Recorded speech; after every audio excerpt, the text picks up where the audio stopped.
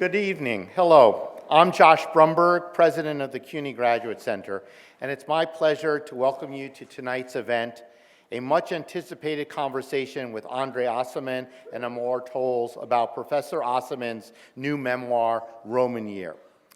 André Aciman has moved readers worldwide with his evocative writing that explores themes of adolescence, love, family, exile, and identity. He is the author of several novels and nonfiction works, including the best-selling Call Me By Your Name and his acclaimed memoir, Out of Egypt, which is a must-read prequel to Roman Year. As a distinguished professor at the Graduate Center and director of our Writers Institute, he is also a revered mentor to fellow scholars and writers. Tonight's event is an opportunity for us to showcase the academic excellence of the Graduate Center and bring the excitement of our classrooms to the stage. For those of you who are not familiar with the Graduate Center, we are one of 25 schools within the City University of New York, or CUNY. We grant the majority of CUNY's doctoral degrees, and we offer 18 master's programs. If you have read Roman Year, you will know that Professor Aciman came to CUNY for his undergraduate degree as an immigrant from Italy. He has said that his admission to CUNY's Lehman College saved him. It compelled him and his parents to come to New York, where he now makes his home. And today, as a professor at CUNY, he said he has the opportunity to teach so many students who live like me, who, like me, are immigrants or first-generation Americans who are finding their own sense of community and expanding their horizons. We will hear more about Professor Aciman's own life-changing experience as a refugee in his conversation with fellow best-selling author-writer Amor Towles, whom we are honored to have with us tonight. Amor is the author of New York Times bestsellers, Rules of Civility, A Gentleman in Moscow, and The Lincoln Highway. The three novels have collectively sold millions of copies and have been translated into more than 35 languages. His books have been heaped with praise by reviewers and fellow writers, including best-selling novelist Ann Patchett and Tana French, who called The Lincoln Highway an absolute beauty of a book. Mr. Towles and Professor Aciman will speak for about 45 minutes, leaving room for audience questions at the end. For those of you who are here in person, please feel free to write your questions legibly, and this being an academic institution and getting close to the finals period, neatness does count. So write legibly. The hint is block letters on index cards that were distributed when you walk in. At around 7:10, our ushers will collect those questions, and a select few will be asked up here on stage. Thank you to everyone in the room and online for joining us. And before I say goodbye, I want to wish everyone a happy holiday season and a healthy new year. And as this is the grand conclusion of our fall programming, I hope you join us again in the spring as GC Presents brings the best ideas from our classroom to you, the public. I now turn the evening over to Amor. Thank you.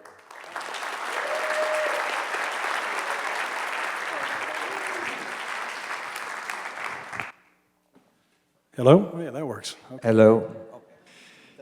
All right.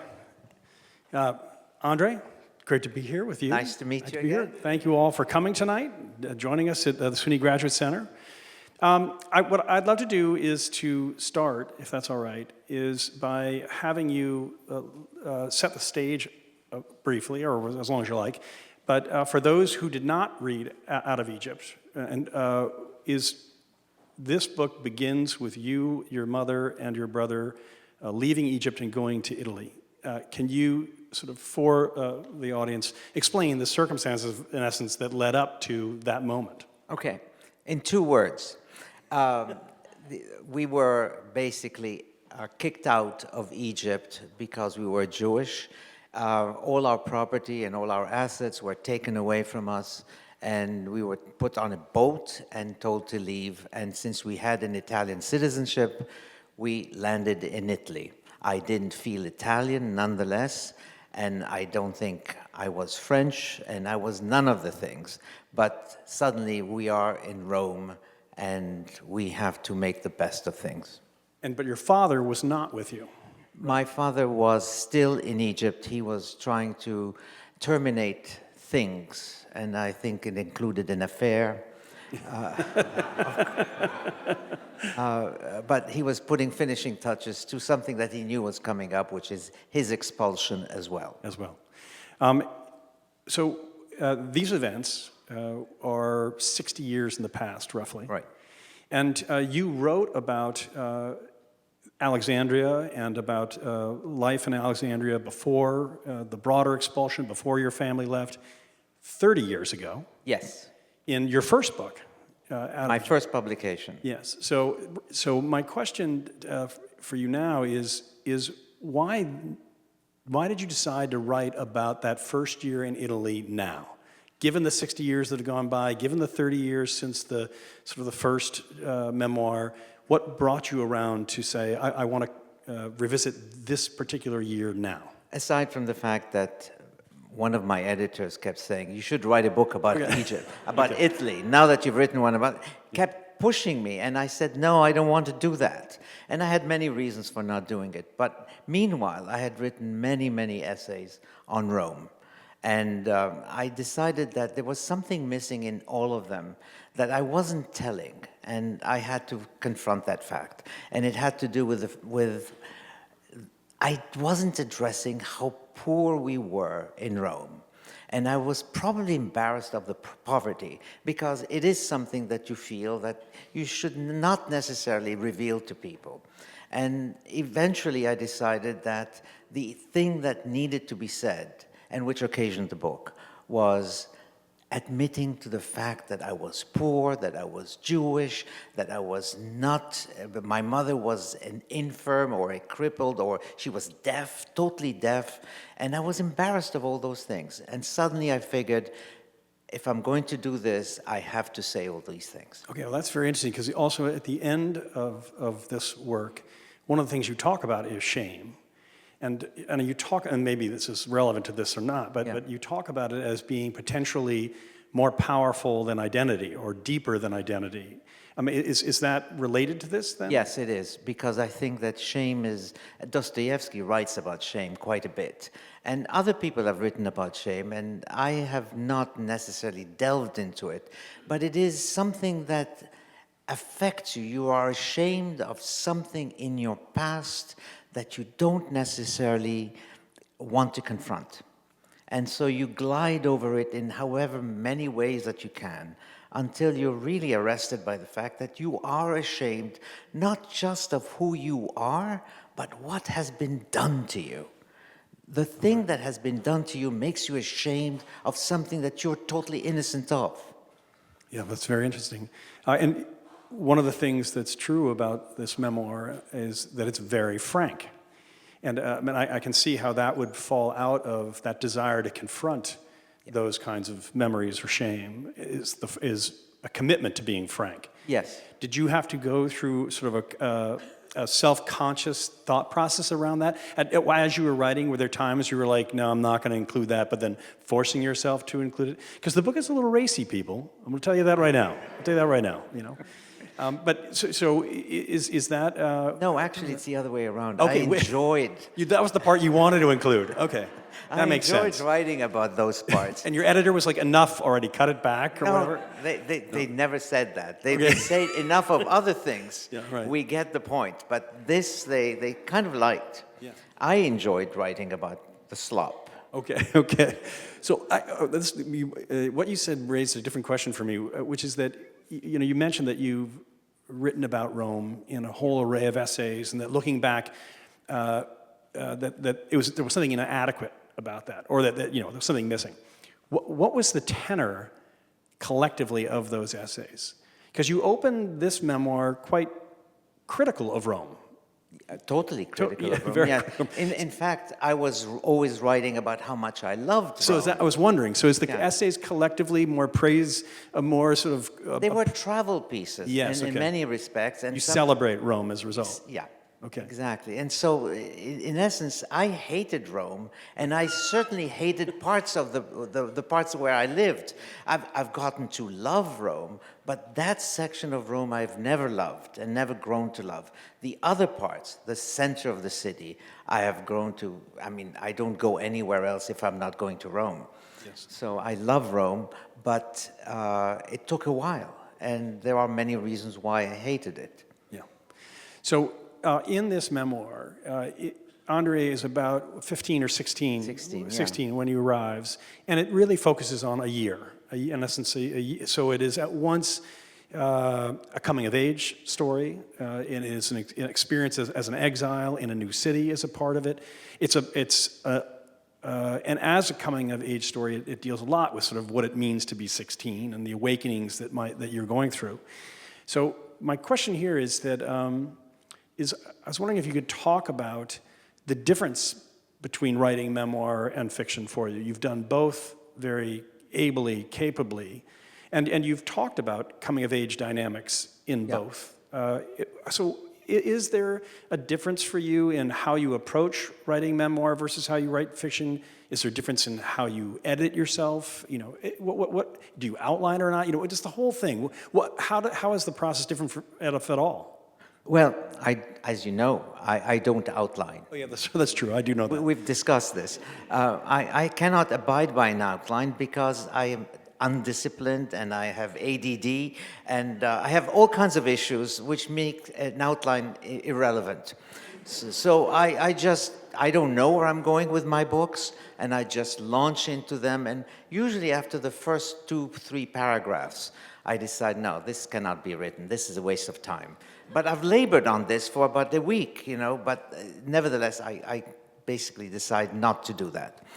On the other hand, sometimes I do want to say a story, and telling a story is not that simple, because if you don't have an outline, which I don't, you have to essentially cobble together step by step by step, and then you find yourself forced to go back because it doesn't make sense. Step B and step D do not correspond, and therefore you have to eliminate one of them. You find ways to arrive at a compromise.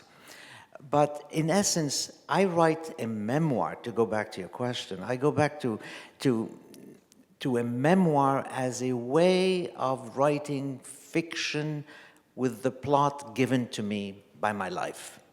Because essentially, I love having a plot. And when I'm writing a memoir, the plot is given to me. So I don't have to think of it. Do you have any rules for yourself? No. I'm sorry, I answered the question right away. That's good. No, that was very instinctive. I got that. It was very honest. But I mean, like, let me maybe put that a little differently. In approaching this memoir, for instance, did you find that you had to dig back into any material that you had? Because you're a diary keeper, for instance. That probably maybe not at that time of your life. No, but I you did are not. now. Now I am. Now you are. Yes. But I don't know whether letters or conversations with family, or was there an aspect of this where you mined something other than your memories, or was it principally through the process of writing about your memories? My memories are, actually it turns out that when I'm focused on what I'm doing and writing and sort of entering into myself and into my background and my past, I tend to remember a lot of things. There are certain things that I cannot remember. And of course, I wish my parents were alive, because I would have called them and asked them, do you remember such and such? The only person I turn to is my brother. Right. And I ask him, do you remember such and such? And he says, no. And so I ask him again in another way, the same question. And I said, do you remember or do you recall what the name? No. So I mean, basically, I'm alone, and so I have to calibrate everything I say by going deep inside myself and finding out what is it. I can't remember exactly the words that somebody used, but I can certainly remember the tone of his voice or her voice, and so I have to go to that, and I will rewrite and invent what they said, but it has to reflect their personality at the time that they were speaking to me. Did you find that in your relationships with your family, I mean your wife and like your son who's here tonight, were you in the process of writing this finding yourself telling them things that you had not told them before? Maybe. Maybe. Yeah. Okay. Okay. But I don't want to go into it right now. Okay. Okay.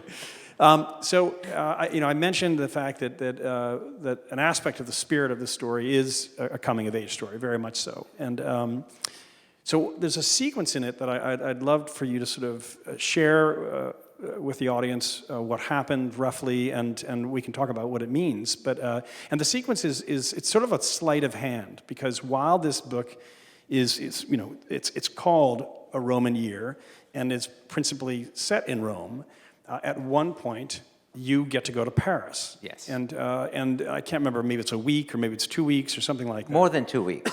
Excuse me, more than 2 weeks. And it seems to have been a very transformative experience.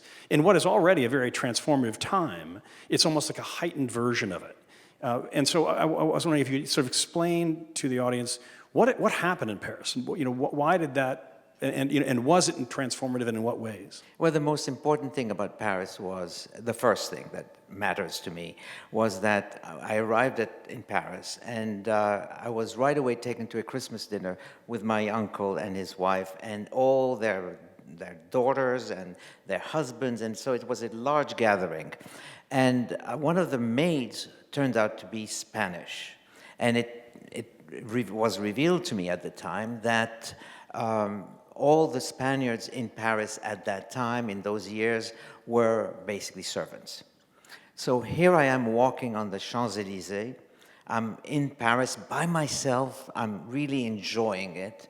And I stop someone because I'm seeing the Arc of Triumph, which I'm sure all of you have seen in one way or another.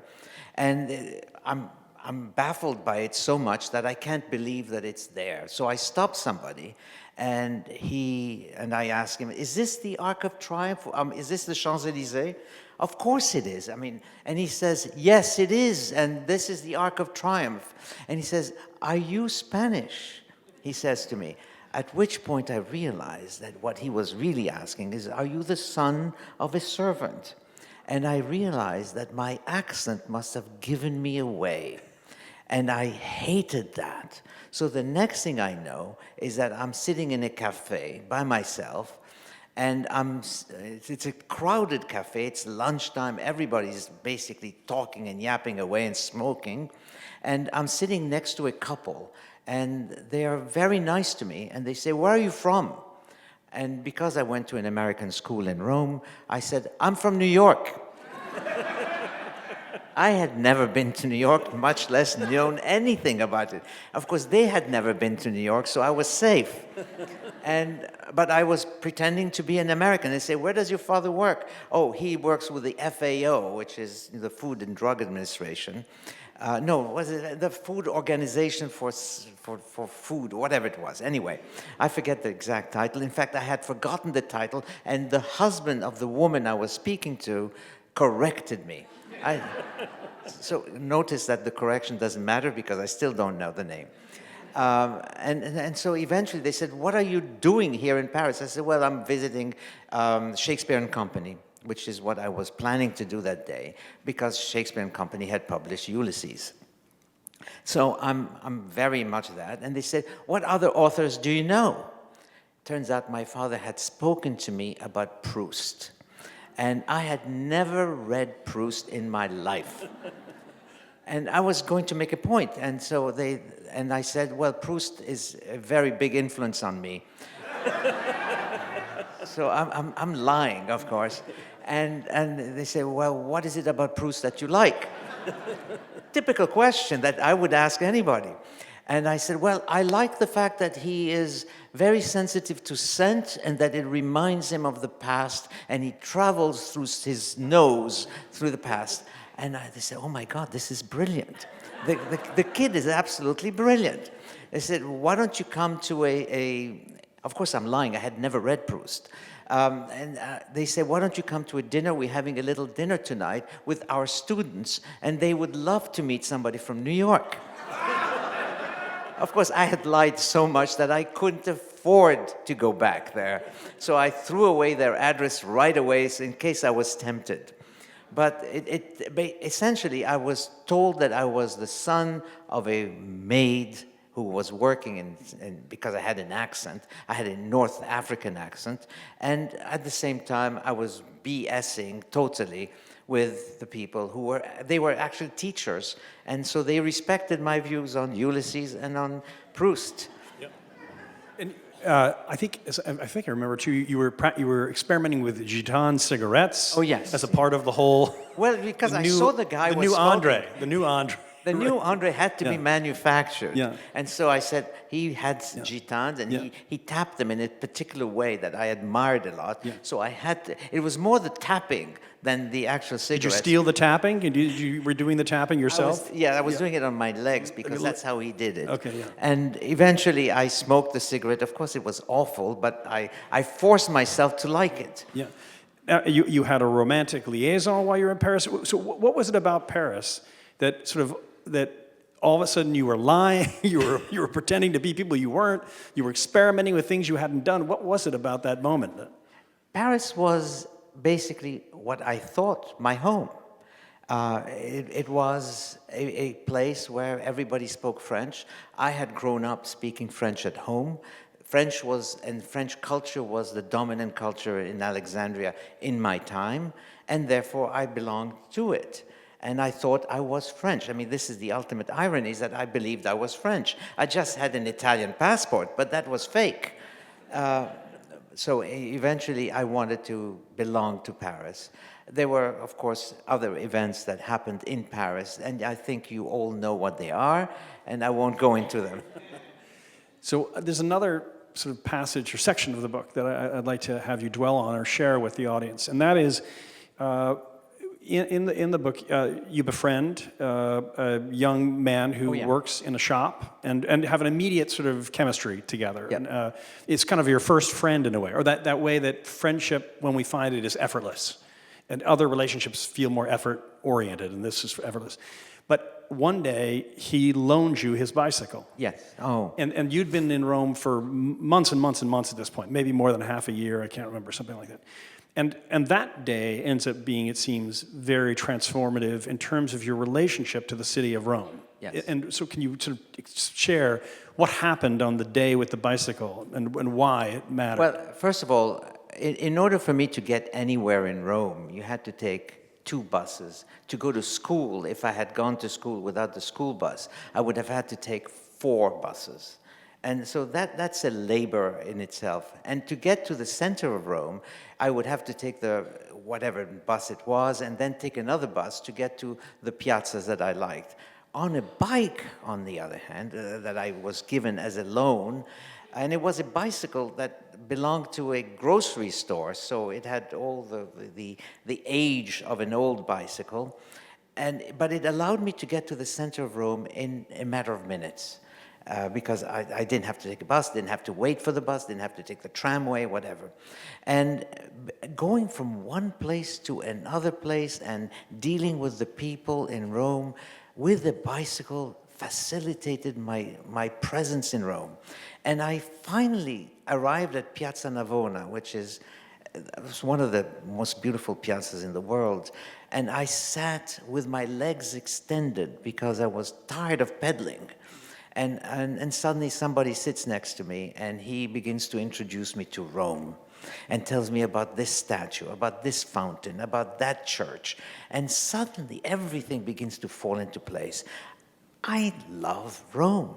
I didn't know that I did, because one of my uncles who had received us in Naples was so horrible that I kept saying that I'm going to spit on his grave. Okay, I never did, because I never knew where the grave was. But I still have to do that. That's one of the... Bucket list. Yeah, anyway, bucket list, yes. But in essence, so I'm on the bike. This man introduces me to Rome. I get to like Rome, and then the final thing I do is I go to a bookstore that's about to close for lunch, because in those days, places closed for lunch. And I had run out of money because I had bought croissants in Piazza Campo dei Fiori, and so I couldn't afford the book. And so I asked the lady for credit, which is something I never did ask, but she knew me because I always bought a book there every week. So she gave me credit, and I bought Justine. And for me to be able to read Justine on the Spanish Steps and opening the book there and feeling, my God, this is Alexandria. I'm reading about Alexandria, and yet I'm not recognizing this Alexandria at all, but it doesn't matter because Justine is written about a city that does not exist.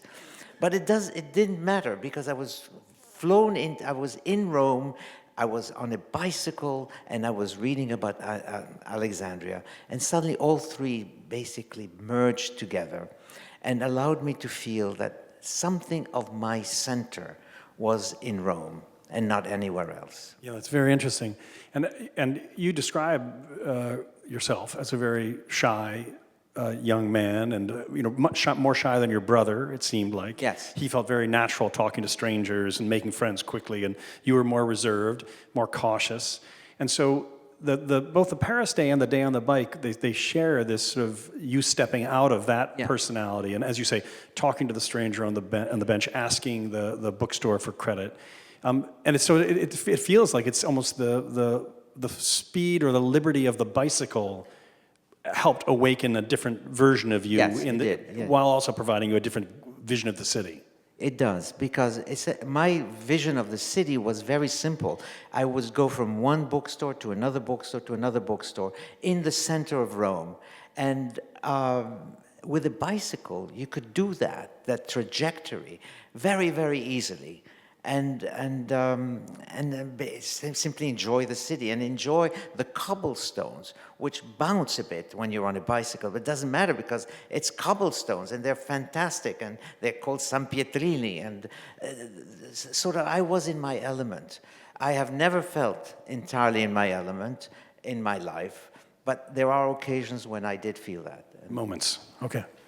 I think I may not read this. Maybe I've written it out entirely. Let's see. So one of the people, there's a number of members of the extended family who populate this story. Your grandmother, aunts, uncles, great uncles, cousins, etc. And your aunt Elsa, she observes, she I think leaves Alexandria, very carefully bringing with her a variety of things that mattered to her, including insignificant things in what we might think of. I think like even maybe jars of food or jars of her marmalade, which she wasn't going to abandon. Right, so she had great difficulty, carries with her. So she says to you, you don't have a self unless you have your things. Things take us back to ourselves, regardless of how life turns. Things hold us inviolate and undamaged. We are nobody without things. So my first question for you is your aunt right? It's a good question. I don't know. I don't have an answer for that because I do think that things, and I've had to abandon most of my things. In fact, almost all of them are gone.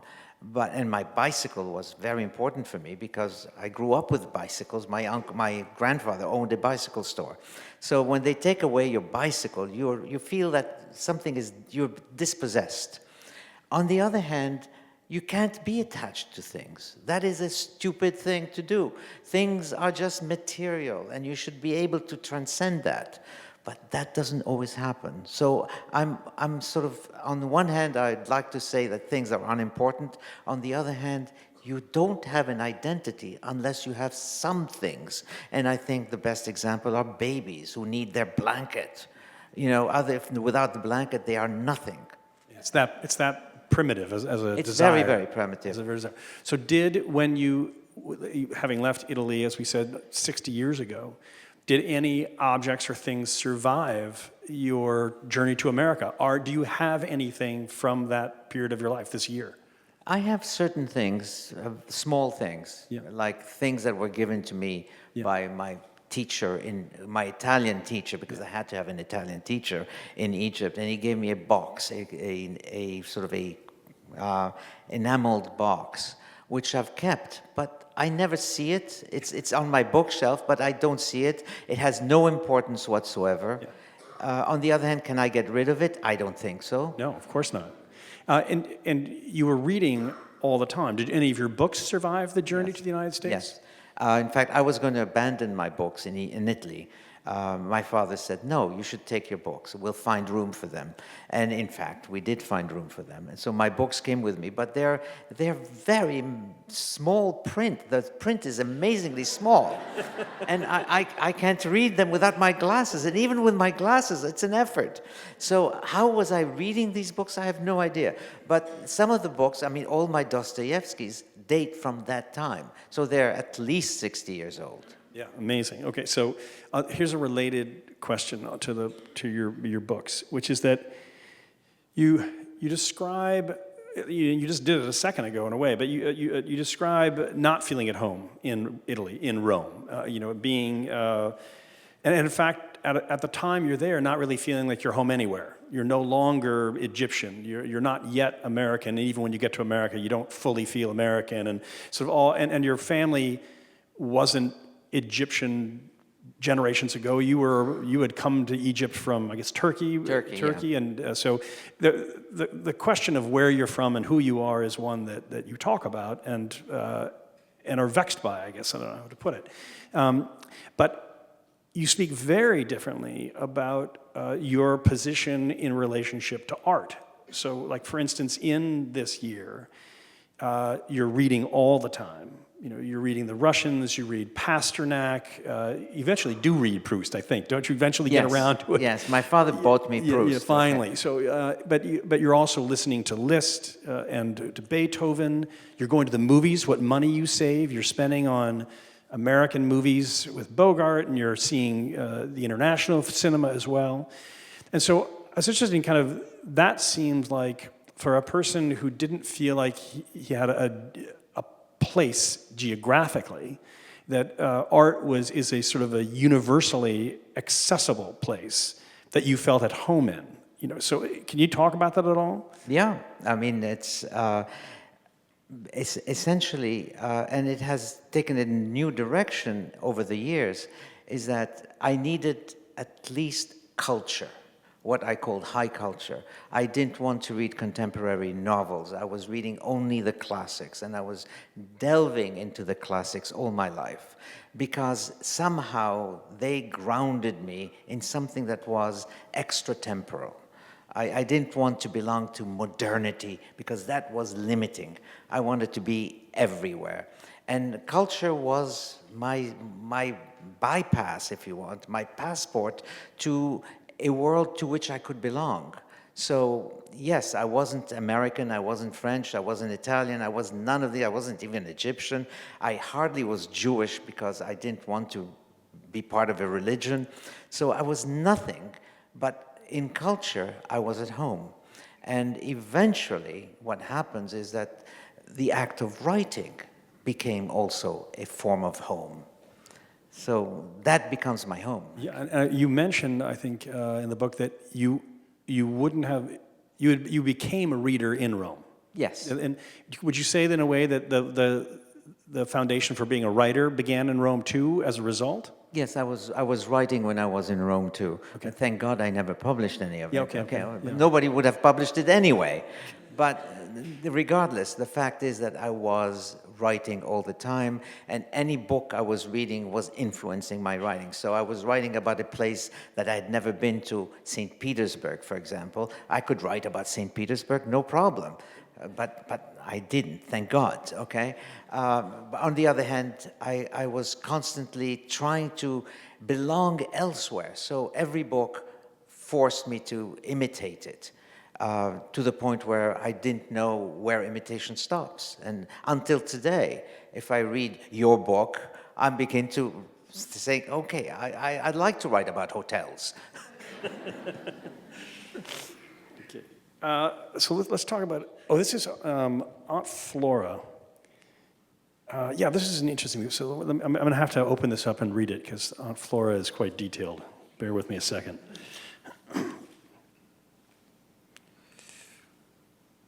Oh yeah, so here it is. So your Aunt Flora, she says, you say of Aunt Flora, she taught me to see that we didn't have one lifetime or only one identity. Not only two, but 3, 4, 5 simultaneous ones. Some you can't wait to jettison, others you're jettisoned from, some you can't make up your mind about, some growing obsolete, some that should have lasted far longer but never did, and the darkest of all, those you're still waiting for but already know won't come. So this is a beautiful passage, first of all, but I'd love you to sort of talk about this sort of idea of the multiple identities, which seem to be very much at the heart of your experience and at the heart of some of your work too, in an important way. It is. I mean, Flora is essentially, she taught me how to think about myself in other terms than the ones I was brought up with. Because she was constantly saying, she was from Germany, she was Jewish, she had escaped Germany, she had settled in Egypt and had to be kicked out of Egypt. She was now living in Rome and she didn't feel Roman, Egyptian, or German any longer. So she had the triple sort of bypass, if you want. And she taught me that identity, as we think of it today, is something that's very flimsy. It's not arrested. It changes. It morphs, and that's why I've written a whole book on the idea of the Irrealis mood, which is essentially the things that might have happened but never did, but could still happen, and that you fear might. I mean, this is one of the versions that it takes, but it is about the flimsiness, the fluidity, if you want, of identity itself. And I learned this from her. So I'd like you to read, I'm going to ask you to read this next passage, Okay. the 2 paragraphs. I'll give you the book, hold on a second. And so... You take your glasses off, I put them on. Okay, there you go. Okay, so I'm going to ask you to read these 2 paragraphs, all right? Okay, So okay. starting with, it's underlined, the correction, see what? Okay. That and this one down, that goes to the next page. Correction. I didn't dislike Rome. I grew to like it via Paris, via Sicily, via Egypt itself, and who knows, via Constantinople, and ultimately via our alleged ancestral home in Spain. This was my alignment to so many things, to life, to people, to books, to the earth itself. Alignment would become my word. It explained why my way of seeing things was fundamentally gnarled and tortured and possibly flawed, but nevertheless tied to my personality, to my experience, and to my way of being perpetually unsettled and refractive, of always finding everywhere an instance of somewhere else, in everything the features of something else. Shall I go on? Do the second paragraph too. Okay. I loved Rome's centro storico because I knew that it too was layered with multiple tiers that kept shifting incessantly from one era to another. I liked the old because the past held deeper sway, spoke to me more because, just like me, it trusted not things but their long shadow, their passage, not what was living but what had once lived and never died. If I grew to identify with Rome, it was with timeless Rome. Time-bound Rome was for others. Thank you. And that, there's the ending of that passage sort of rhymes, as it were, with your comment about reading a moment ago, right? Which is the love of the timeless city as opposed to the city that you're in at that moment, Yes. right? And I'd love the reference that you say. Where is it? Rome trusted not things but their long shadow. Yes. That idea that in a way, the present is the elusive part, but it's the shadow that it casts into the future that's the permanent part in a sort of paradoxical way. It is, but I think the shadow in this case Yeah. and is basically the shadow that culture confers on something that's temporary. Yeah. That is today's Rome. Well, I should have set this up, but the passage, what it begins with is that André goes to see a movie that sort of awakens again sort of a revised appreciation of Rome. But the irony is that the movie is not set in Rome, right? The movie's set in, is it Greece? No, in Sicily.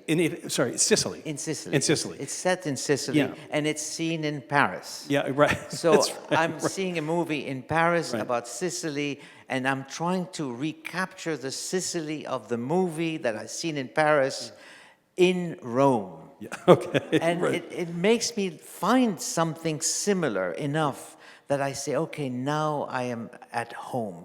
I can be home. And that, I think, is the term that I use, which is alignment. My alignment to Rome comes through multiple removes. Yes. And that's how I feel at home. And again, some of those removes are artistic in nature. Yes. There's some invention in the middle, some imagined version of the place that helps you bring it into focus for you. It is, and it's fake.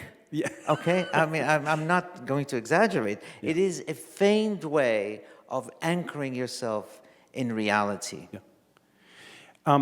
I know that we're going to shift to Q&A in a minute, and so if you have a question that you haven't written down, now would be a great time to do it.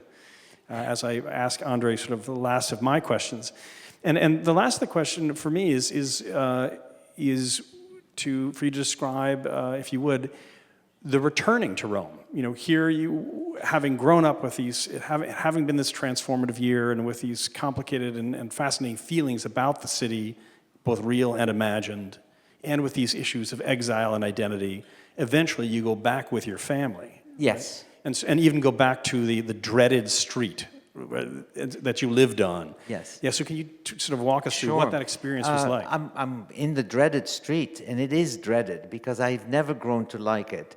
Although I was basically accepting that life might go on here, and I would have to live on that street. And so I was resigned to that, and was more or less made my peace with that.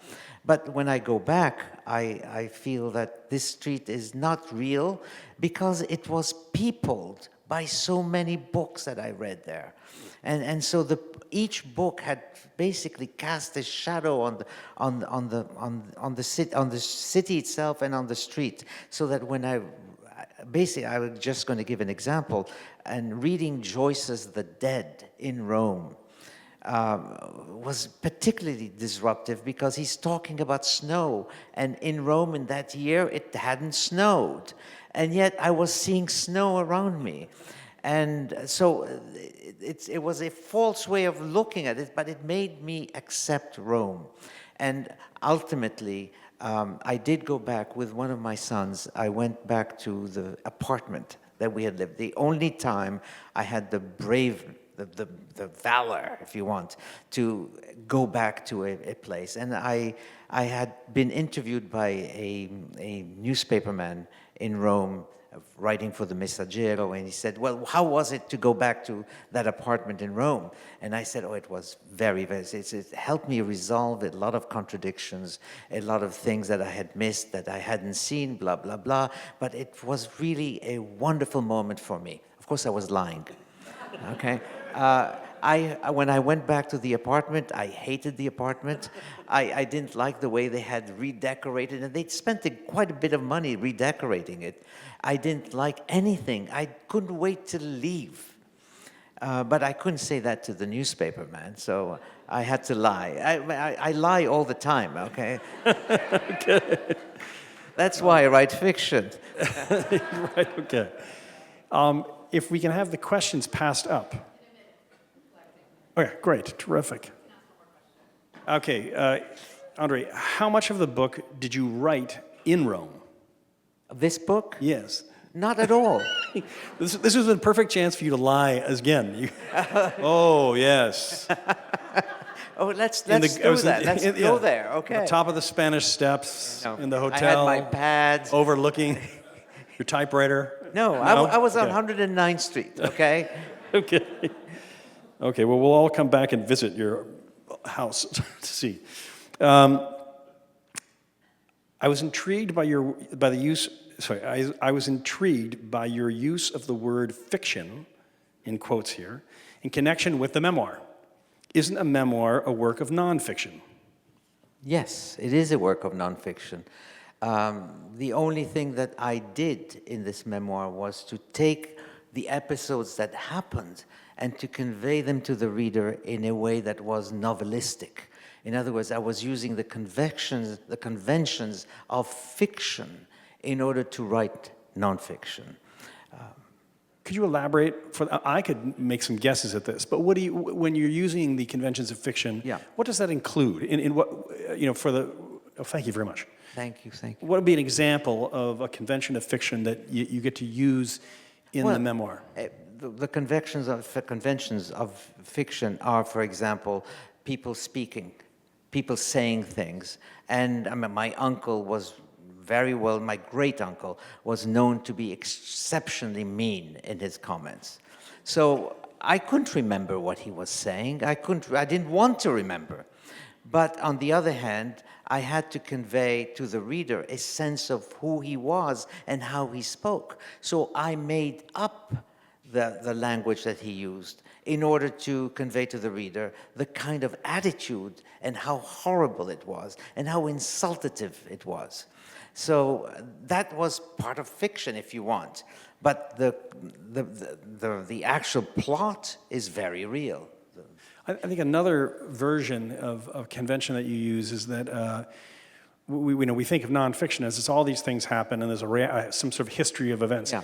But when you're revisiting them, you're constantly taking moments from earlier in your memory or objects that have played a role in the family or something that was said and returning to it in the new context of something which has happened later. In essence, creating motifs. Oh, yes. That would not, we don't think of history as having motifs. No. Opera and novels do, but you're using that same sort of methodology to bring meaning to the surface in the course of events. You're basically structuring or putting forth certain motifs or certain facts. For example, the radiators. We had radiators that didn't work. Okay, I can say it once and the radiators, it's okay. But when you come back 50 pages later and still talk about the radiator, you're creating a motif about the radiator. And you find out that in order for the radiator to be repaired, if they could ever be repaired, which they couldn't, but I didn't know that, you had to basically forfeit a cinema that week. So the poverty that was not necessarily expressed in the radiators the first time, in the second time becomes sort of exacerbated and becomes quite radiant. Yeah. Radiant. Radiant, radiators, it happens. Oh my God. You say that, thank you. You say that you didn't have appropriate human feelings and had to learn them. Why? Because I never thought of myself as a normal human being. It's still today. I'm sorry? Or today, it's still don't feel it's normal. Still there. I think if I asked the room here, are you really, really normal? Everybody would raise their hand to say, no, I'm not. But I don't think I'm totally normal. And I think I exaggerated that maybe in order to convey to the reader how deeply I was distressed and how I didn't feel rooted in Rome. Yeah. And then, so that was my way of sort of addressing the question. This question is, have you found home? Have you found home? Have you? No, I mean, we all say we have a home, and it's very nice to have a home. But if you really ask yourself, do I really belong here? I think we all belong to New York because New York is an easy place to belong to. It has all the kinds of varieties that you need or you encounter in life. But if you go to certain places that are unique and have one uniform identity, I couldn't possibly belong there. So I couldn't possibly belong to Minnesota, just as I couldn't belong to Rome or France. It's funny, you put it to me in a previous conversation as related to the idea of asking yourself, where would you want to be buried? Oh, yes. And that would be a window on where home was in sort of an essential sense. And that you don't have an answer to that question, is that right? I don't, but I flirt with the idea of being buried in Rome. Yeah, okay, there you go. Because when we had that conversation, I had not finished the book, but then late in the book, you go hunt down Keats's grave. Yes, and that's a fabulous cemetery. Yeah, who obviously is buried in, some version of Exile or whatever. Yeah. But you could be buried in that graveyard. If I could, yes. Yeah, okay. Because it's for Next to Keats. It's next to Keats. Oh, that would be terrific. But but I don't think I deserve that. However, it is a cemetery for a Catholic. It's called the Cimitero Cattolico. It's not Catholic. Okay. So since I'm Jewish, I could easily belong there. This is coming together. When you left Rome and Alexandria, did you long for them even though there were things you didn't like when you lived there? Yes. Yeah. The So, answer. yes, like for instance, in the case of Rome, you come to America, Rome was a mixed experience, particularly at the beginning. It was a very difficult and unpleasant experience. Right. What ended up when you arrive in America a year later, 2 years later, what did you look back on fondly about Rome? Well, as soon as I came to New York, I was 17, and I immediately read The Life of John Keats by Walter Jackson Bates. And I read the whole book. And it took me to Rome immediately. And I said, oh God, I miss Rome now. I never liked Rome. I didn't really love it, except for the center of the city. But I found that I certainly missed it. Yeah. And same thing with Alexandria. I never belonged to Alexandria. I didn't like living in Alexandria as a Jew, but at the same time, I still liked it and I still miss it. Your brother, when you were young, accuses you all the time of being a romantic. Yes. And you are, right? He's right. Yeah, he was totally right. He's totally he was right. You're romanticizing. Again. Yes, and he constantly said that to me. Okay. Interesting, right. Are you planning to write a memoir about moving to New York? If Rome was if Rome was a dislocation, can't imagine how you reacted to New York, especially at the time in the late 60s and 70s. No. The answer is no. You're not going to do that. No, I'm never going to do that. You had told me that too, but why, explain why. What was your reasoning for not wanting to write a memoir about New York? Because writing about New York would take me too much to the present. And it would, because it's very difficult to determine, what is the New York of 1968, 1967, and the New York of today. For me, they're very much the same place. They've changed mildly, as far as I was concerned. And there are no characters. And I love characters who are weird and disreputable. And there are no Mrs. Renato, whom I adore in the book, does not exist in New York. She cannot possibly come to New York. And there's nothing in New York that warrants my writing about it. I would write novels in New York, but not a memoir. Maybe in 30 years you'll change your opinion about that. In 30 years I might change my mind. That, yes, okay. Of course, yes.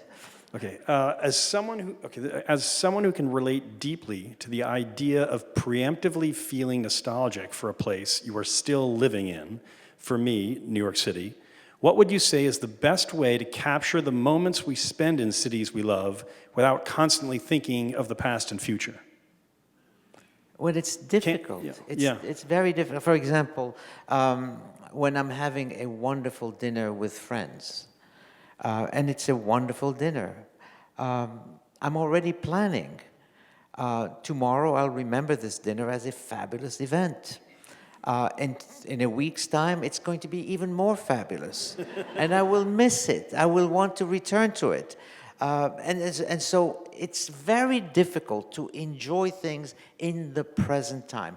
At least I'm not the kind of person who says, I'm in the present, I belong here, and then nowhere else. I'm always flitting between the past, the future, the past restored, and the future restored. How did your first experience in New York compare to your preconceptions of it? Perhaps that the earlier you desired to be from at that cafe in Paris. Oh, right. So when you claimed to be a New Yorker, and you were seeing a lot of American movies. Yes. So you must have had, but you weren't really reading American literature, it didn't seem. You were reading more European literature than American literature. Yes, but I was seeing a lot of American movies. Yes. Okay, so let's go back to the question. How did your first experiencing of New York compare to your preconceptions of it? Positive. Actually, quite positive. Positive. Yes. Exceeded the dream, or with the vision, or whatever it was. Well, there was a particular kind of city in America that I liked a lot. And I had seen a film called The Cincinnati Kid. I don't know if you saw it. Yeah, sure. But it made me fall in love with Cincinnati. What did I do? And I've been to Cincinnati a few times, but it certainly is a totally foreign city for me. But it allowed me to express a desire for things in America. And I saw the movie called The Apartment. Back in Egypt, I saw it. It, too, made me love the Upper West Side.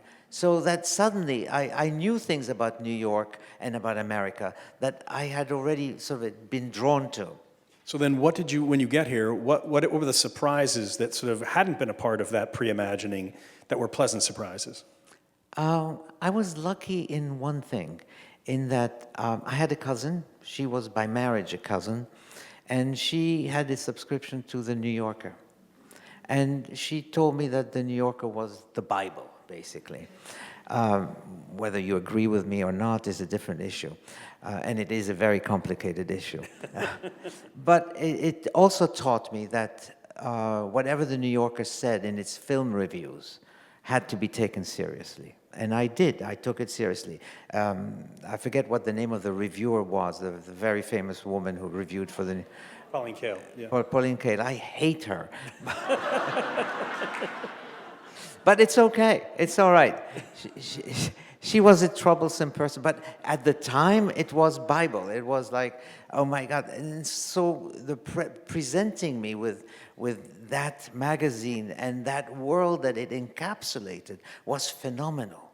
Well, André Aciman, everybody, thank you very much. Thank you very much for joining us. Thank you, people, for coming. Thank you so much. Thank you so much.